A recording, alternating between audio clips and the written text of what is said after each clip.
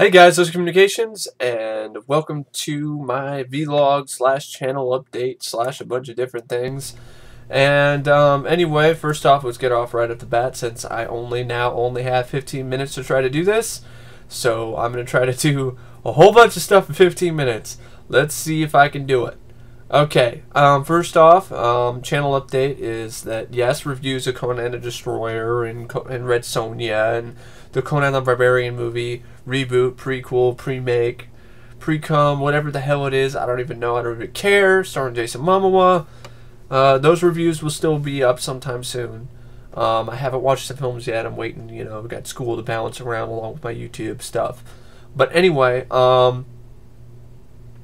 reason why I only have 15 minutes is because I got a copyright strike for a ridiculous bullshit reason as usual.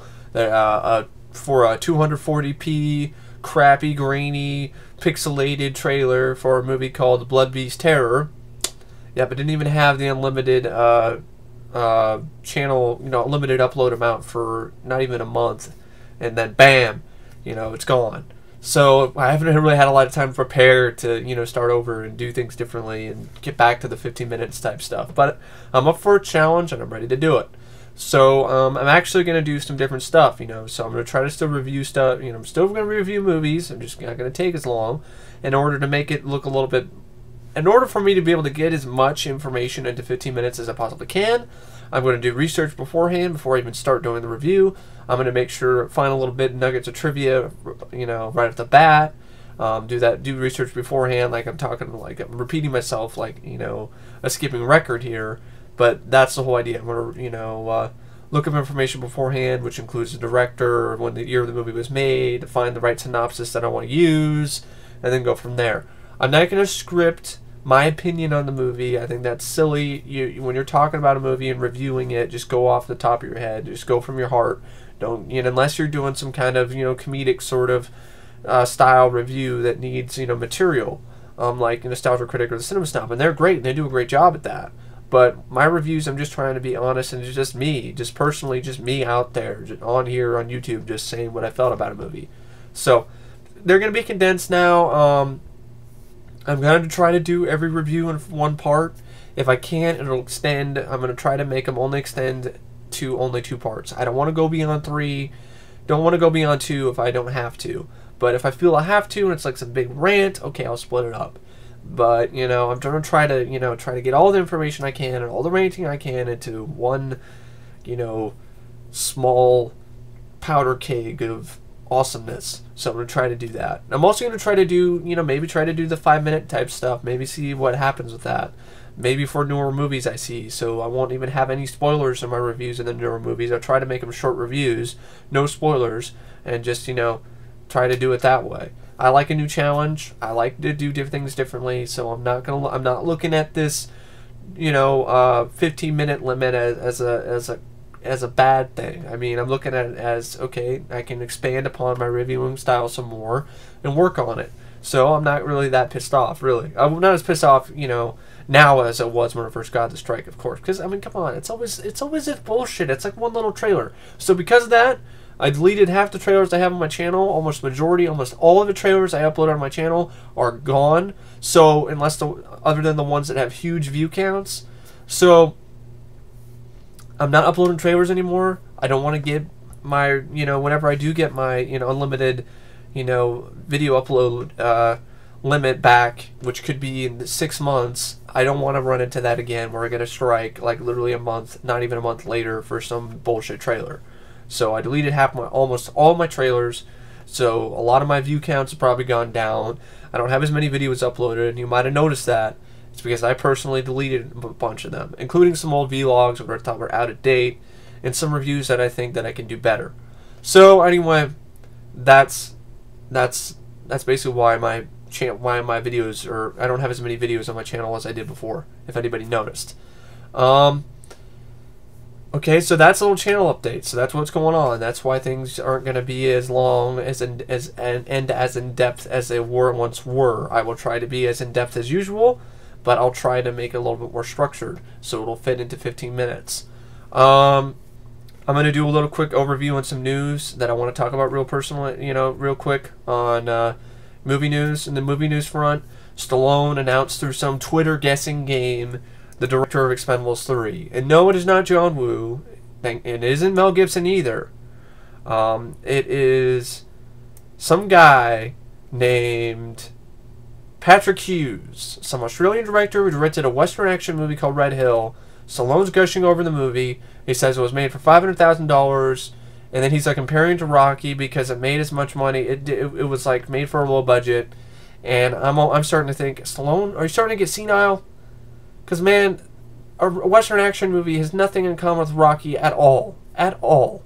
I'm not feeling good about this choice, unless I find out that he tried to at least contact John Woo and John Woo turned him down. Then I feel more confident. But if he didn't even try to attempt to contact John Woo, but he attempted to contact Mel Gibson instead of John Woo to direct Expendables 3, I have a problem with that. I don't trust Expendables 3 after the jokey, fun sort of... I had fun with Expendables 2, but it did lose its edge. It lost the edge of the first film. And I want to, I just don't know. Maybe the guy would be great, but he's an unknown. I haven't seen anything that he's done, so I don't know. I'm definitely leery on Expendables 3 with the director, with the choice of director. It should have been John Woo, in my opinion.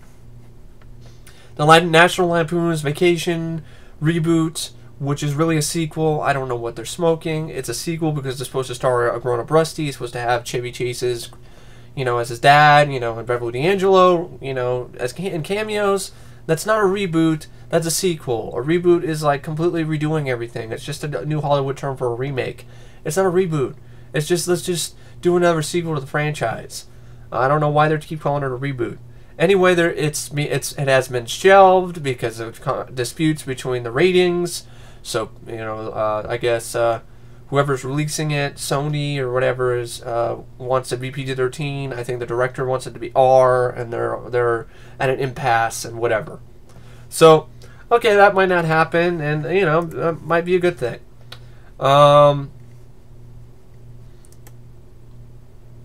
Bunch of other stuff, but not really a lot of stuff that really super interests me. I saw the trailer for Red 2, the longer trailer. I like the teaser trailer for Red 2. The longer trailer, I still want to see Red 2. Red 2 looks like fun.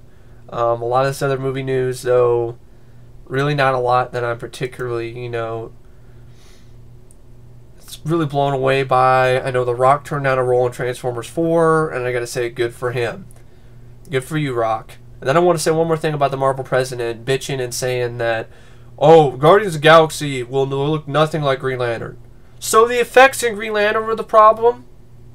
The look of Oa and the city of Oa and all of that? I thought that was absolutely stunning and beautiful. Great eye background, everything.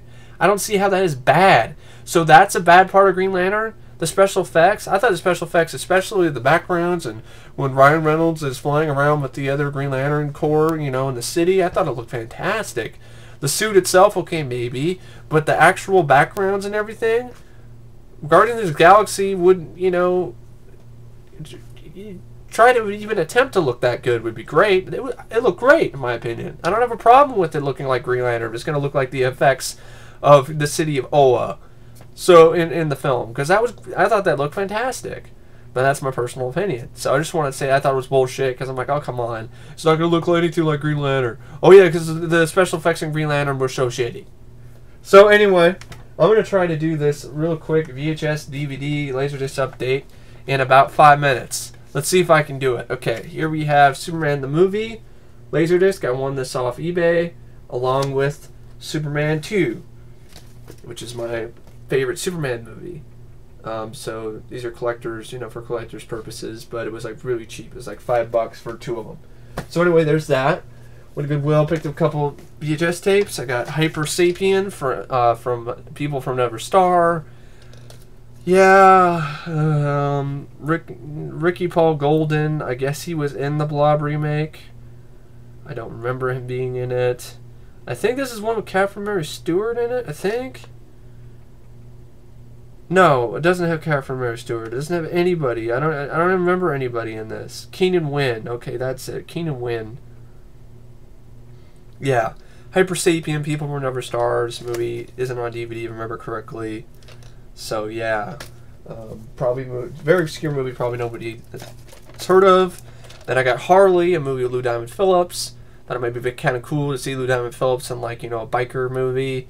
Looking more on the plot, it doesn't look like it's really an action film, so it looks like this might be a disappointment. So that's Harley. I got these couple right here. Locked in Silence is a movie with Bonnie Bedelia and Bruce Davidson. It's a city heat film, low budget, but it's nice to see Bonnie Bedelia in another, you know, in a movie. Saturday Night Live, Bad Boys. It was $1.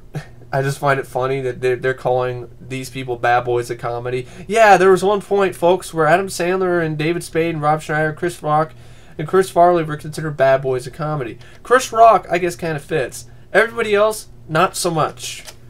Yeah, they were so revolutionary. Iron Master.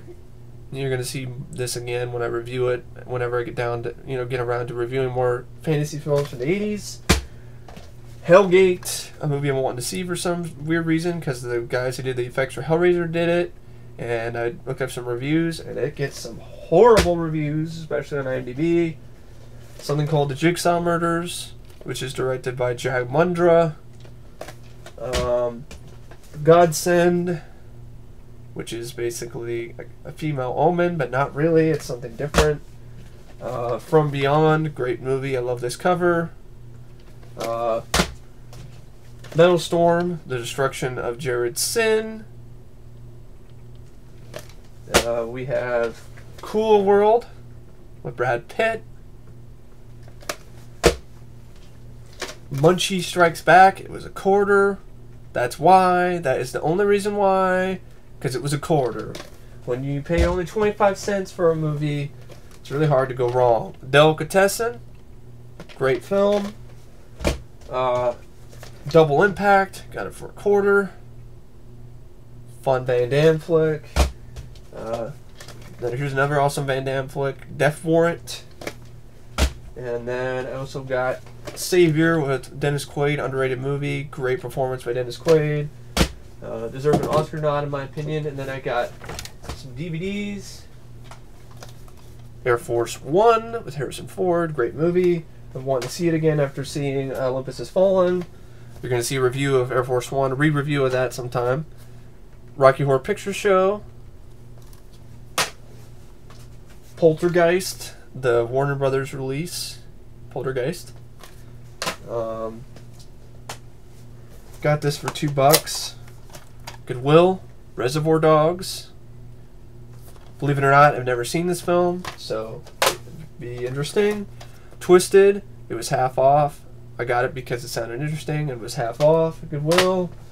Another Goodwill find, Desperate Measures. I really like this movie. There will be a review of this sometime soon. Michael Keaton is awesome in that film. Summer School with Mark Harmon. Got that for $1, for $2. Pulp Fiction, 2-disc. Believe it or not, also, I haven't seen this all the way through. So yes, folks, it's a shock. So I will be reviewing these sometime. Pulp Fiction and Reservoir Dogs. So Summer School probably sometime whenever as well. And then I got this 4-pack with Black Mask, Kickboxer, American Kickboxer 2, and Blood of Heroes. It was $2. And Mad Max for $2. And I'm waiting for something in the mail, which is a double feature, really rare double feature of Circuitry Man and Circuitry Man 2. Plughead Rewired, which are 2 science fiction movies starring Vernon Wells and a few other people. Very obscure films, but I've always been curious about them. But anyway, folks, I did it. I did all of this underneath in less than 15 minutes. I'm proud of myself. But anyway, folks, thanks for watching this vlog, DVD, Laserdisc, VHS update, channel update, and movie news update. Thanks for watching, folks, and I'll see you guys later. See ya.